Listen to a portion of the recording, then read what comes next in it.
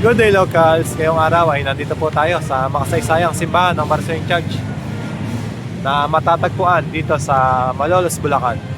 At sa episode na to mga ka-locals ay pupuntahan natin yung mga simbahan dito sa Bulacan na maaari nyo bisitahin kapag kayo ay nagbisita iglesia sa darating na mahal na araw o Semana Santa. Unahin na po natin itong simbahan ng Marsoing Church. Tara po, tuloy tayo.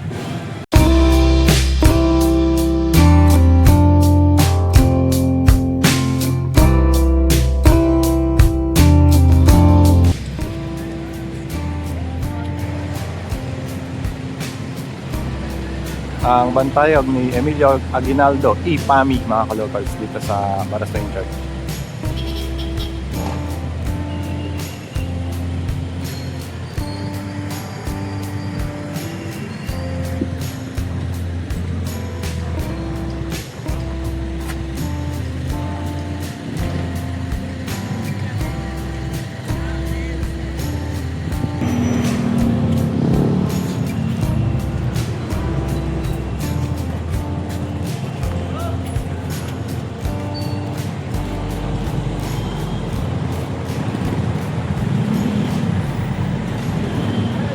Daming estudyante mga ka-locals. Marami rin kasing nagpupunta dito para mag-field trip. Isa to sa mga destinasyon ng mga nag-field trip. Simbahan, tapos yung museum. May museum din kasi dyan mga ka-locals. Napaka-makasaysayan ng simbahan na yan dahil dito binalangkas yung konstitusyon ng unang republika ng Pilipinas. Una-unang republika sa Asia.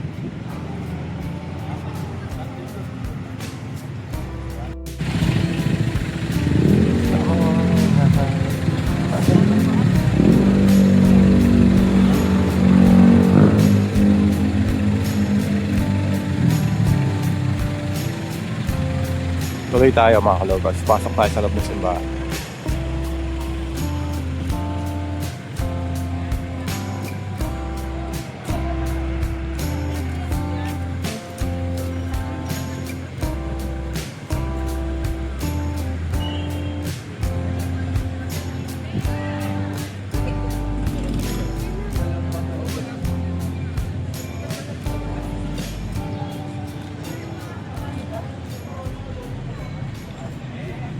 Simbahan ng Barasoin itinayo noong 1885 sa pangunguna ni Reverendo Padre Juan Hiron.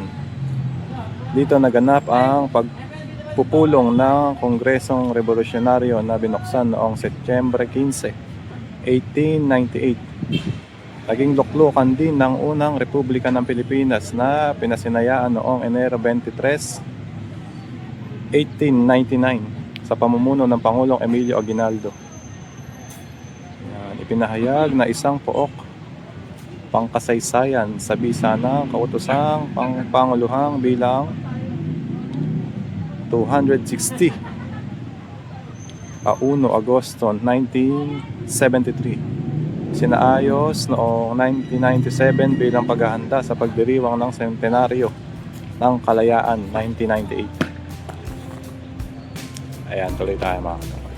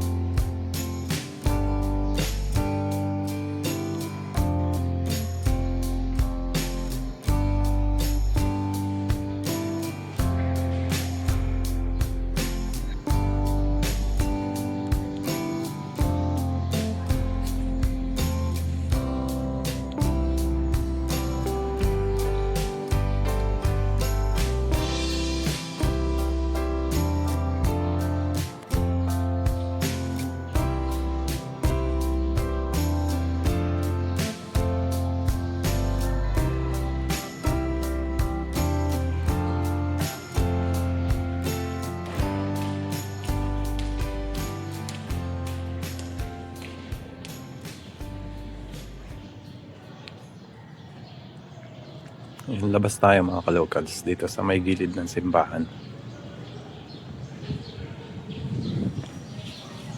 Presko. Ito yung pinaka niya, parang garden.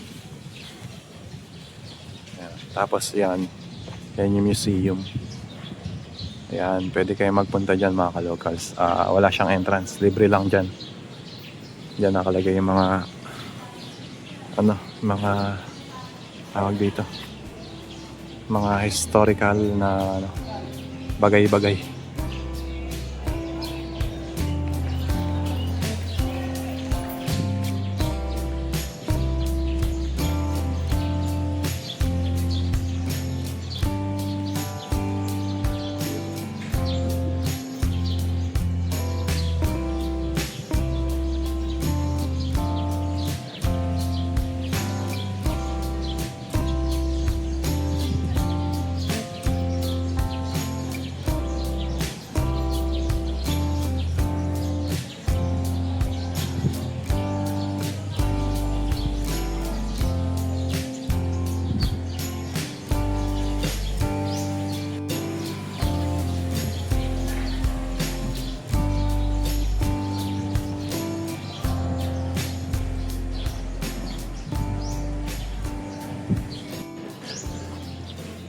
Ayun mga ka-locals, nandito tayo sa pinaka-garden ng simbahan.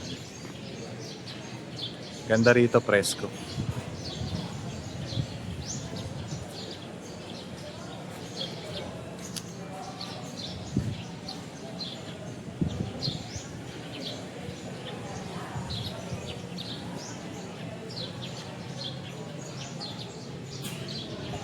Yan yung kanilang museum. May museum din dyan mga ka-locals. Pwede nyo siyang pasukin pag yan, ordinaryong araw. Wala namang bayad, libre lang. Para sa mga gusto magpunta. Kadalasan nagpupunta yung mga estudyante, mga nagpi-field trip. Yan. Pumapasok sila dun sa museum. Tapos sa simbahan din, binibisita nila.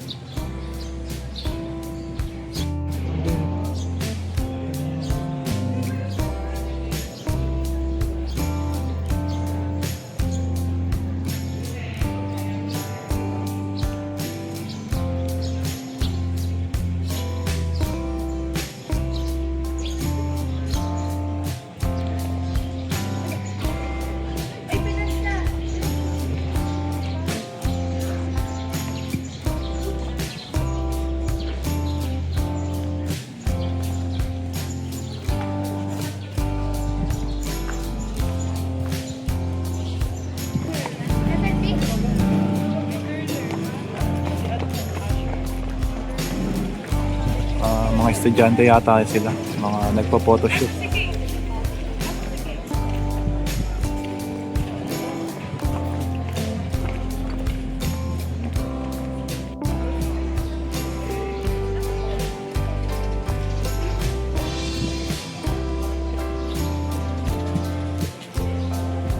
Sige po.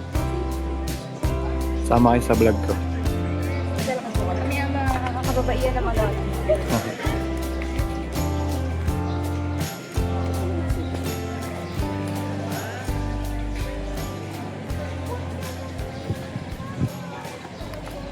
Shoutout po. Mga estudyante, nagpo-photoshoot sila. Pwede pumasok sa museum, kaya lang bawal mag-video dyan mga ka-locals. Kaya hindi na lang muna tayo papasok. Simbahan lang yung kinuhanan natin, tsaka yung paligid ng simbahan.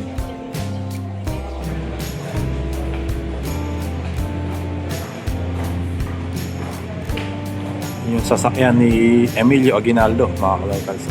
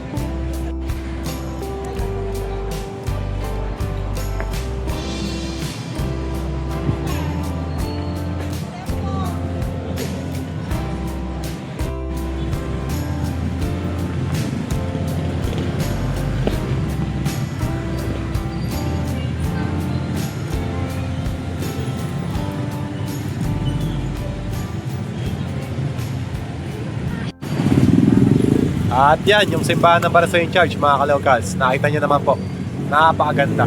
Bisitahin nyo na mga kalocals pag meron kayong time. O isama nyo na siya sa bucket list nyo ngayong darating na mahal na araw pag kayo po ay nagbisita iglesia.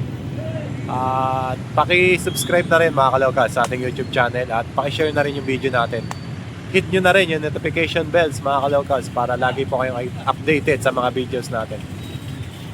Ito po yung part 1 pa lang ng ating bisita iglesia, yung simbahan ng Barasoy in Charge. Sunod naman natin pupuntahan yung Malolos Cathedral. Dito rin yun sa bayan ng Malolos. Lakarin na lang natin mga kalocals, walking distance lang naman siya galing dito sa Barasoy in Charge. Tara, samahan niyo po ako.